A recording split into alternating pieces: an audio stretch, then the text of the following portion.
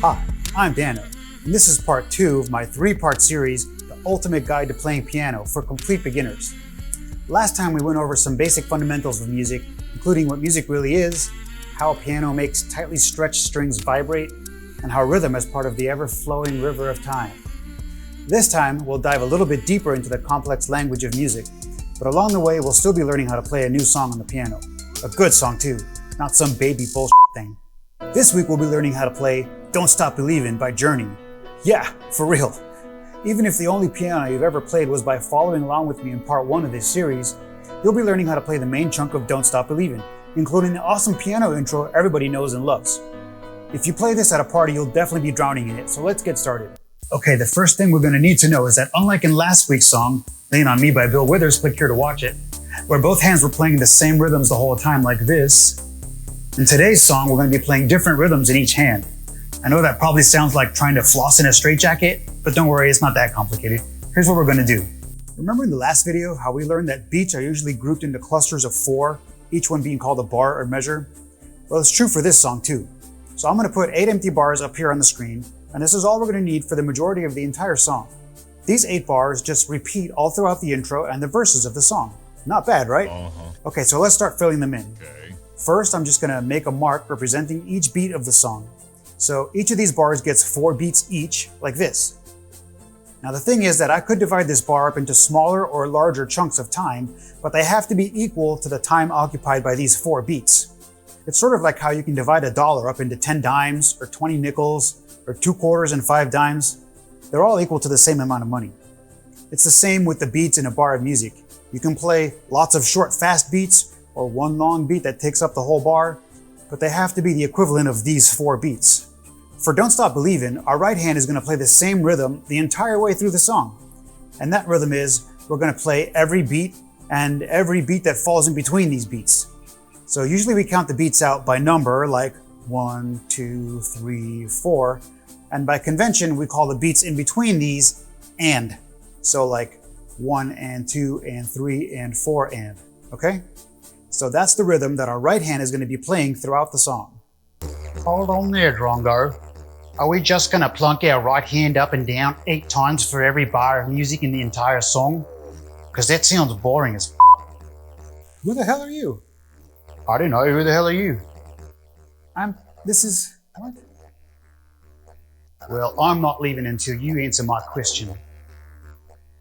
Okay, no, actually, we're not just going to plunk our right hand up and down. We're going to paddle it. Did sit? I like where this is going. No, not like that, you freak. I mean on the piano. Oh, yeah. Of course. What we're going to do is rock our right hand back and forth like this. For now, you can think of these 4 fingers as one unit and your thumb as the other one. You're just going to rock back and forth from one to the other, starting with the fingers, like this. 1 and 2 and 3 and 4 and... Now, in the actual song, we're going to be playing specific notes, but for now, that's all we need to know about the right hand, and that's going to continue throughout the whole song. So you can put your right hand on autopilot and let it just rock back and forth like that while we talk about other things. You can practice it at home too, like while you're washing dishes or watching TV or taking a massive shit. Okay, now let's talk about the rhythms of the left hand. This one's going to be a bit more complex, but not too complex. And remember, the right hand's going to be on autopilot anyway, so most of us will have enough brain power left over to think about what the left hand's going to be doing. Okay, now stop paddling it with your right hand and just watch this now. First, we're going to tap the rhythm with our entire hand. Then before I tell you which individual fingers to use for the actual song, I'll have to show you a trick. It's sort of like a secret handshake, except on a piano. So it has no real world value, like at all. Okay, the rhythm we're going to play in the left hand goes like this. We're going to tap on the first beat of the first bar. Then for the next 2 bars, we're going to only tap on and 4 and. And on the 4th bar, we're going to only tap on and 4. So I'm going to count to 4, and with my left hand, I'm going to tap out this rhythm. You follow along with me. 3 and 4 and 1 and 2 and 3 and 4 and 1, 2 and 3 and 4 and 1 and 2 and 3 and 4 and 1 and 2 and 3 and 4. Sweet. Now what we're going to do is play the rhythms in both hands at the same time. So remember, the right hand is just going to rock back and forth, and the left hand is going to tap mostly on just the and forehand. Let's slow down again and try it. Here we go. 3 and 4 and 1 and 2 and 3 and 4 and 1 and 2 and 3 and 4 and 1, 2 and 3 and 4 and 1 and 2 and 3 and 4. Okay, great. We're tapping it and paddling it simultaneously. That is the definition of a good time. Told ya. Now, that's all fine and well, but if we just do that on the piano, it's not going to sound very good. We need to learn which specific fingers to play on which notes. So let's talk about the fingies first. If you recall in the last video, we assigned a number to each of the 5 fingies to make it easier to refer to them. The thumbs are number 1, then 2, 3, 4, and the pinky fingies are called number 5. So starting with the left hand, we're going to tell them about the super secret piano finger maneuver secret first, stupid. Oh yeah, I almost forgot. Thanks, Magic Me. Hakuna Matata, stupid. How does that make sense? I don't know. You're the one writing the script. Okay then, go away.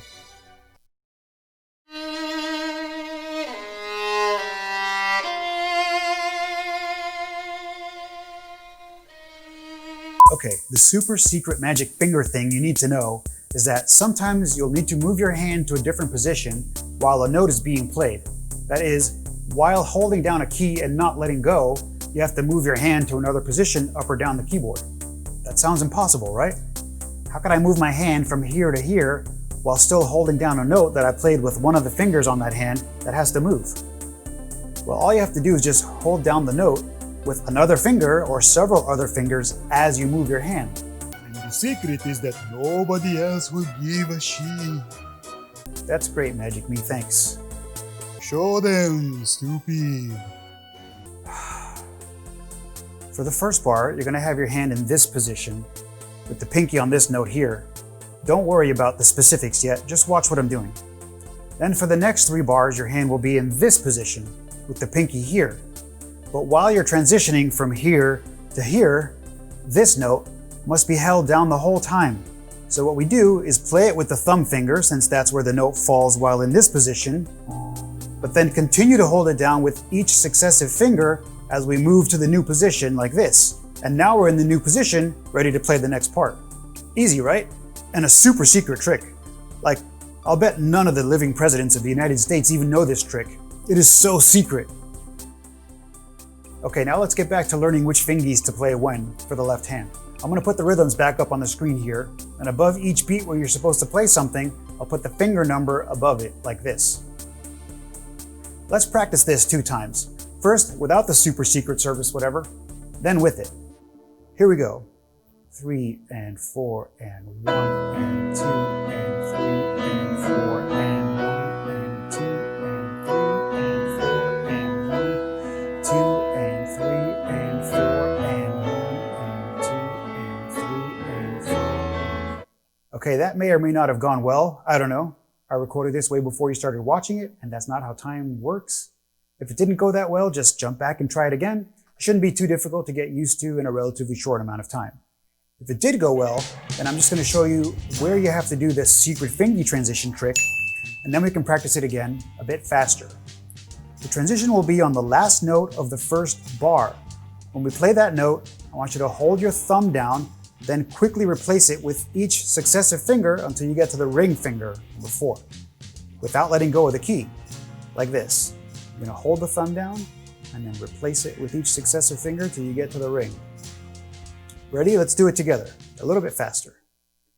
3 and 4 and 1 and 2 and 3 and 4 and do the trick here. 3 and 4 and 1 and 2 and 3 and 4 and 1 and 2 and 3 and 4 and 1.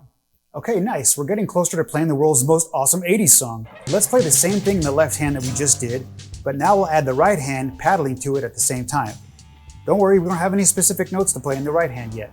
We're just gonna paddle it back and forth like you're trying to open a locked doorknob, like this. Well, sort of like that, but with less destruction. Pay more attention to the left hand and which fingies to play. The right hand can just go on auto paddle. Ready? Here we go. 3 and 4 and 1 and 2 and 3 and 4 and 1 and 2 and 3 and 4 and 1 and 2, 3 and 4 and 1 and 2 and 3 and 4 and 1. If you were able to do that, you're 78.788778879% of the way to playing the whole thing. Awesome. If you weren't able to play that, then you suck, and you'll never amount to anything, and your parents hate you, and you'll never learn how to drive a real car with a manual transmission, and all of your childhood pets will come back to vomit on you after you die, then lick it back up, and your neighbors will... Okay, thank you. No. If you weren't able to play that up to speed, just go back and try again. It's not a big deal. How would they come back just to barf? Next, we're going to learn which specific fingers to play for the right hand.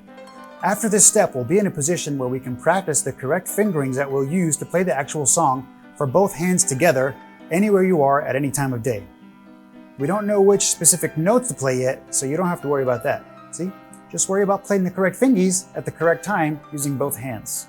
So let's learn the right hand fingies now. We already know we're going to be paddling it back and forth. But now, instead of thinking of these 4 fingers as a whole, we're going to split them apart, starting with the pinky. Let's try paddling it with just the thumb and pinky. And why not? Self-exploration is something which is beyond mastery. Okay, let's go. So we're just going to paddle back and forth with the thumb and pinky on the right hand, starting with the pinky like this. Do it with me. 1 and 2 and 3 and 4 and 1 and 2 and 3 and 4 and... Luckily, that thumb and pinky paddling will continue for the whole song. We're just going to add one other finger at a time, okay? It's not that hard, I promise. In the first and third and fourth bars, just add finger 2 to the paddle. In the second bar, we'll use finger 3 instead. And guess what? The next 4 bars use the same fingers as the first 4 bars. So let's practice all 8 of them together. Here we go. 1 and 2 and 3 and 4 and 1 and 2 and 3 and 4 and 1 and 2 and 3 and 4 and 1 and 2 and 3 and 4. Same thing. 2 and 3 and 4. 1 and 2 and 3 and 4 and 1, 2 and 3 and 4 and 1 and 2 and 3 and 4. Okay, nice. Now this is a good time for an intermission, so if you want to go off and make me a sandwich or whatever, that'd be great. No pickles. In the meantime, make sure you're practicing those fingy rhythms because we're going to start learning the notes soon. And you know what they call notes without rhythm, right? Shitty music? Shitty music. So practice those fingies and we'll be right back, folks. Welcome back. Are you feeling refreshed after that 5-second break? I sure am. Let's move on. The last pieces of the puzzle we need to put together in order to play Kick-Ass Don't Stop Believin' is which exact notes to play. And to get there, we're going to just play some simple games to help us do it without hurting ourselves. I mean emotionally. You know how all games have rules? Well, they're just arbitrary and they only apply while playing the game. But they're necessary in order to have a game to play. Without rules, it's not a game. In everyday life, you can touch this ball with your hands all day long, but if you're playing soccer or football, you're not allowed to touch it with your hands. The rules are only relevant while playing the game, and the rules are what make it a game. Another example is the circle game, wherein 2 people agree ahead of time that the inadvertent glancing of an opponent's OK sign below the waist entitles said opponent to punch the shit out of your arm. Arbitrary, but that's what makes it a game. Now I'm going to make up some arbitrary rules for playing a musical game, which is going to boost our understanding to the level we'll need in order to play the song we want. This sentence is garbage, rewrite it. Oh god. Last time we talked about how the black keys on the piano are organized into repeating groups of 2 and 3 all the way up the keyboard. And that this irregular grouping of 2 and then 3 are what allow us to distinguish one note from another. We also learned that all identically positioned keys have the same name. So this middle key in a set of 3 black keys has the same name as this one, and this one, and this one, all the way up the keyboard. These are called octaves, by the way. That's not their personal names, it's their relationship to one another. This note is 1 octave higher than this note. And this note is an octave above this one. No problem, right? Okay, but now I'm going to tell you why the 2 notes in an octave have the same name. It's because they each cause the piano strings to vibrate at whole number multiples of each other. For example, this one makes a piano string vibrate 440 times per second, and this next one down makes a string vibrate 220 times per second. And to our ears, they sound almost the same. This one is said to have a higher pitch than this one because it vibrates at a faster rate. And to our ears, faster rate of vibration sounds higher. This foghorn sounds very low and growling and makes a note at about 60 vibrations per second, while this annoying thing makes a very high-pitched sound, vibrating its vocal folds around 1,500 times per second. But what about all those other notes in between the two notes in the octave? Are they exact multiples, or inexact divisibles, or what? Oh, good question, Character 2. It's kind of complicated, but all we really need to do is think of the other notes as in-between steps to get us from one note to the same note up or down an octave. You can think of this as a ladder that you have to climb to get up or down from one note to its neighboring octave. There are always going to be 12 steps in this ladder, 12 unique notes between octaves. If you're counting both the upper and lower note of the octave, there's 13. Let's count. 1, 2, 3, 4, 5, 6, 7, 8, 9, 10, 11, 12, and the 13th note is the same as the first one. It's an octave away from the first note. Okay, so now I've laid out the playing board for our game. We only have 12 unique notes that we could play. However, since 12 is kind of a lot of steps for us upright apes to keep track of, I'm going to define an arbitrary rule. You will need this rule for the rest of your musical career, so watch. Instead of calling the distance from one note to its immediate neighbor a step, we're going to call them half steps, and then say that it takes 2 of them to make a whole step. So from here to here is a half step. From here to here is a half step. And from here to here is a half step. But the distance of 2 half steps shall henceforth be called a whole step. Or just a step, if you want. So the distance from here to here is a whole step. From here to here is a whole step. And from here to here is a whole step. Now we can start playing the game. What we have is a playing board consisting of only 12 unique levers that you can push. Everything else is just a repeat of one of these 12 notes up or down an octave.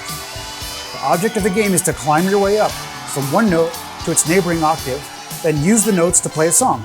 Here are the rules. Start with any note and call it the root. Climb or scale your way to the next octave up from the root using any combination of half and whole steps. Then play a song using only those notes. So for example, I'm going to build a scale from this note to its neighboring octave using, let's say, only whole steps, like this.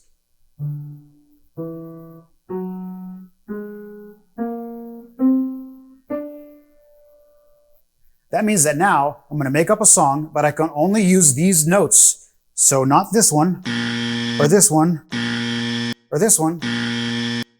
Only the notes in the scale I just defined. Let's have a listen.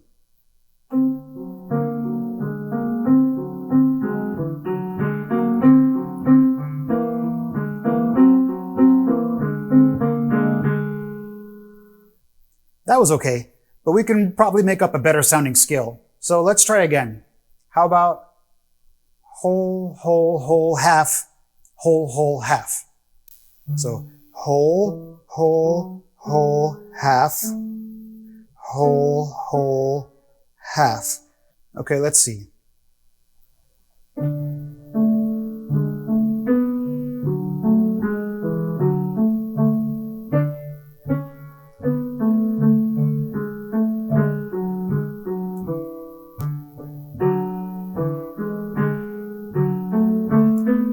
What's the point, Ventura? The point is that a long time ago, some smart proto-human came up with a particular scale of whole and half steps that took over the world and is still the most popular scale for Western music to this day. Like by far. It's called the major scale, and it goes like this. Whole, whole, half, whole, whole, whole, half. Whole, whole, half, whole, whole, whole, half. You're gonna need to know this, so do it with me. Whole, whole, half, whole, whole, whole, half. Whole, whole, half, whole, whole, whole, half. Whole, whole, half, whole, whole, whole, half. Whole, whole, half, whole, whole, whole, half. whole, whole, half, whole, whole, whole, half, whole, whole, half, whole, whole, whole, half, whole, whole, half, whole, whole, whole, half, whole, whole, half, whole, whole, whole, half. Okay, so that is the recipe for a major scale. Whole, whole, half, whole, whole, whole, half. And we're going to incorporate it into our brains so that we can play Don't Stop Believin'. The root of the scale for Don't Stop Believin' is this note here. Its name is E, as in elephant. Attention. The white key immediately to the right of a set of two black keys is called E. So now we're going to build a major scale starting on E as our root.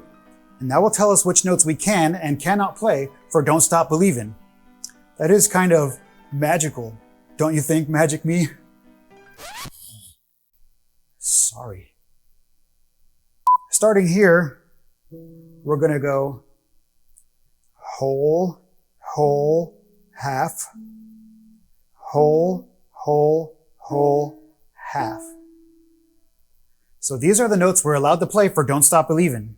These are the only notes we're allowed to play for Don't Stop Believin', okay? So if I tell you to put your pinky on this E and let your other four fingers fall on each successive key, are you going to put your hand like this? No. Bad. You're not allowed to play these keys, so why would you put your fingers on them? No. Put your hand like this. So that when the time comes to play any of these other fingers, they'll already be positioned over valid notes in our E major scale. Oh, look at you, understanding musical terms like a professional musician. How'd that even happen? For f***'s sake, click like and subscribe.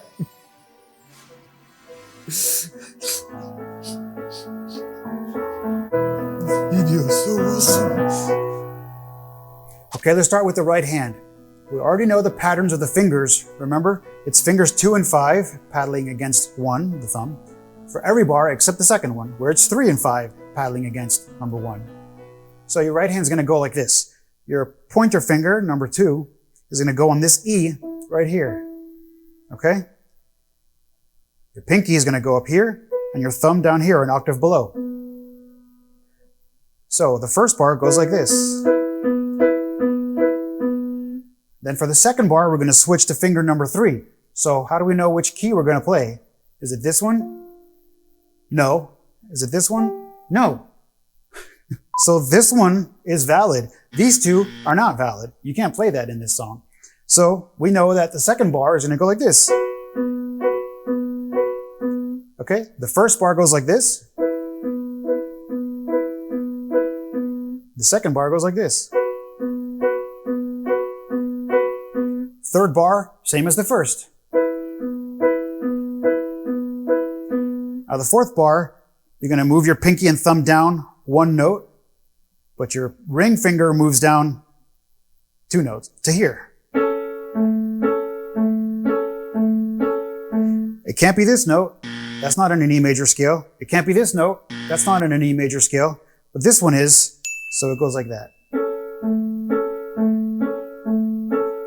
Then, for the fifth bar, we go back to how we did the first bar. That one's the same too.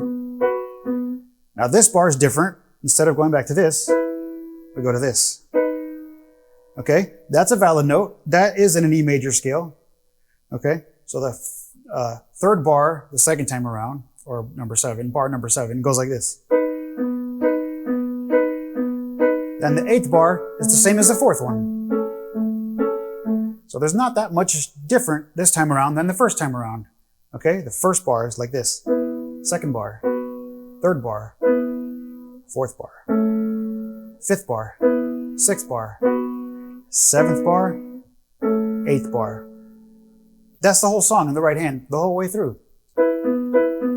Just a small town girl, living in a lonely world. She took the midnight train going anywhere. Okay, that's it. That's the whole right hand for the whole intro and verses of this song. For the left hand, let's show you which notes to play. Okay. Pinky goes on an E all the way down here. And keep your hand in that position for the first bar. Remember which notes to put your other fingers on. Only valid notes in the key of E major. Not this one or this one, like this. Okay? The first bar, you keep your finger in that position. And remember, at the end of the first bar, you're going to do the secret finger transition to get your ring finger up here like this. So it goes like this. We already know which fingers to play, and since our fingers are already on the right notes, we're going to end up playing the right notes, like this.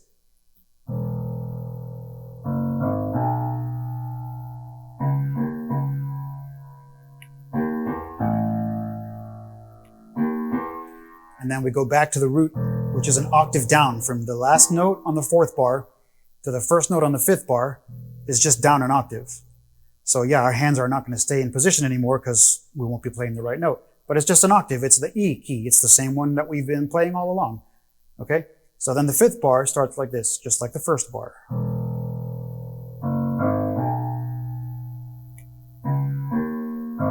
Here we're going to play our pinky note. It's still a valid note in the key of E major, but it's not the same one that we played before, you see? But that's okay. Watch how the seventh and eighth bars end. The seventh bar goes like this. So you see my pinky slides up from here to here? Now I can be back in position again because the end of the eighth bar goes like this. So my hand's in position for that. We're only going out of position for 1 second.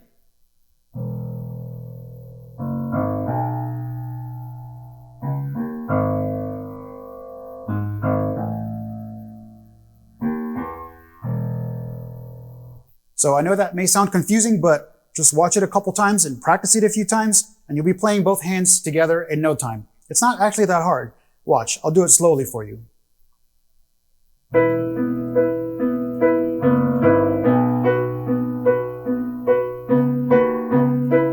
My right hand's on autopilot.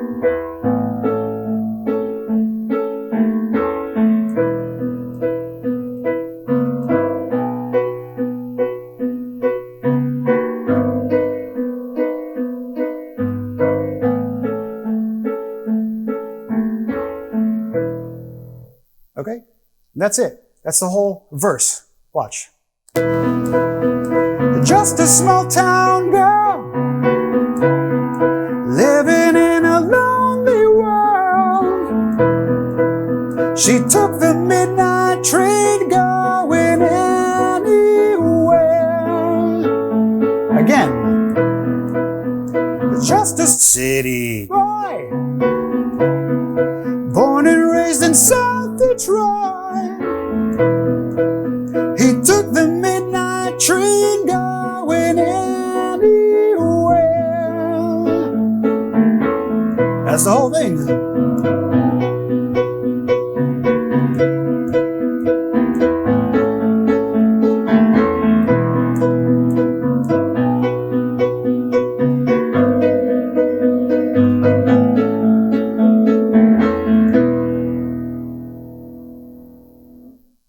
Well, there you have it. You're playing the world's most awesome 80s song like a badass. Look at you. Oh, who is that? Journey? Is that you, Jonathan Cain? Singer, songwriter, and Journey keyboardist? Oh, I'm sorry. You're just so awesome sounding that you reminded me of Jonathan Cain, the famous keyboard player from frickin' Journey, you badass. You do sound really cool. Crikey. Is that Jonathan Cain from 1980 superband Journey? Right? See? We've done it, my friends. We've learned so much today. How to play different rhythms in each hand, how to tap it and paddle it, how to subdivide the beats in a bar of music, why mosquitoes are high and foghorns are low, half steps, whole steps, octaves, the Secret Service fingy maneuver, the letter E, what scales are, and we even learned how to build a major scale, the world's most popular one. And now you're playing Journey on the piano like a beast. So come back for part 3, where we'll be taking it to the next level again and learning another new song on the piano. Thank you so much for watching. I'm Dano, and this has been the Ultimate Guide to Playing Piano, Part 2. And we'll see you on the next one. Bye.